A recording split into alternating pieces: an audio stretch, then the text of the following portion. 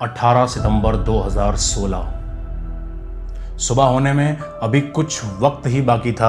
सारे ऑफिसर्स हमारे Indian army के सब हल्की फुल्की नींद में ही थे कि तभी एक फ़ोन की कॉल ने सबकी नींद उड़ा के रख दी।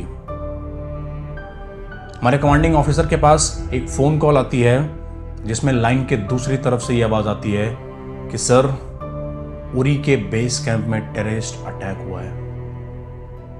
Uri line of control LOC के बिल्कुल करीब 9,000 से 12,000 फीट की ऊंचाई पर, जहां पर ठंड इतनी और ऊपर से ऑक्सीजन की भी कमी। उस वक्त बटालियन की रिप्लेसमेंट हो रही थी। वहां पर 2 यूनिट्स हमारी आर्मी की एक साथ मौजूद थे। अब इतनी ज़्यादा स्ट्रेंथ वहां पे थी और टेररिस्ट ने इसी वक्त को चुना वहां पर अटैक करने के लिए।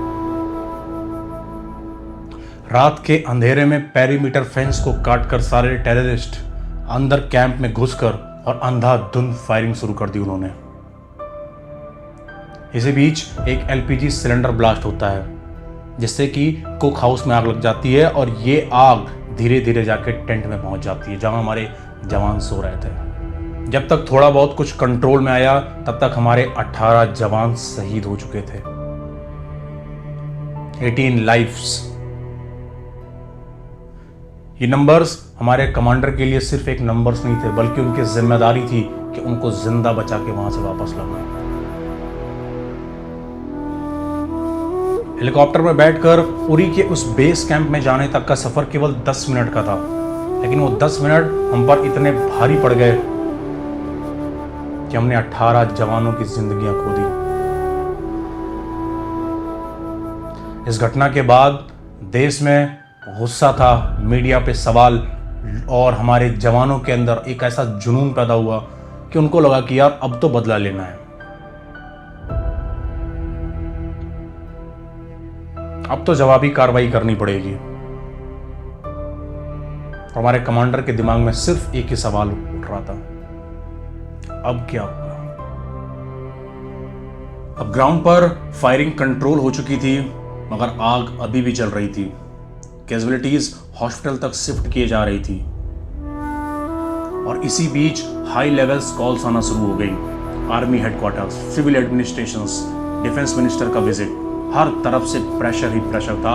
और इन प्रेशर के बीच में हमको ये डिसीजन लेना था ठंडे दिमाग से कि अब हमें कैसे बदला लेना है। इसके बाद एक मीटिंग रखी गई जिस मीटिंग में ये डिसाइड हुआ कि हर बार हमारे दुश्मन देश एलओसी क्रॉस करके हम पर हमला करते हैं और हम केवल जवाबी कार्रवाई करते रह जाते हैं, तो क्यों ना इस बार हमला हमारी तरफ से हो, इस बार इनिशिएटिव हम लें। अब देश का मूड बदल चुका था, हमारे सोल्जर्स रेडी थे, पॉलिटिकल लीडरशिप स्ट्रांग थी और यहीं पर एक ऐसी प्लानिंग की जा रही थी जो कि पहले कभी नहीं की गई। शायद वक्त आ गया था एक ऐसे जवाब का जो आज के पहले कभी नहीं दिया गया। उरी अटैक सिर्फ एक ट्रेजेडी नहीं थी, बल्कि एक डिसीजन पॉइंट था और इसी ने जन्म दिया एक ऐसे ऑपरेशन को जिसे दुनिया ने नाम दिया Uri surgical strike.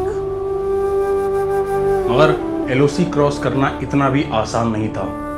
Intelligence, secrecy, planning, सब कुछ एकदम परफेक्ट होना चाहिए था। इस पार्ट को यहीं पर हम एंड करते हैं और अगले पार्ट में हम ये जानेंगे कि कैसे बनी वो स्ट्रेटजी, कैसे सिलेक्ट हुए हमारे कमांडोज और कैसे इंडिया ने दिया हिस्टोरिकल जवाब। ये थी इंडियाज ब्रेव हार्ट्स की कहानी का पहला हिस्सा। अगर इसके आगे आप जानना चाहते हैं सर्जिकल स्ट्राइक की पूरी कहानी तो अभी चैनल को सब्सक्राइब करें और नेक्स्ट वीडियो का वेट करें, जल्दी आपके सामने हम लेकर आएंगे।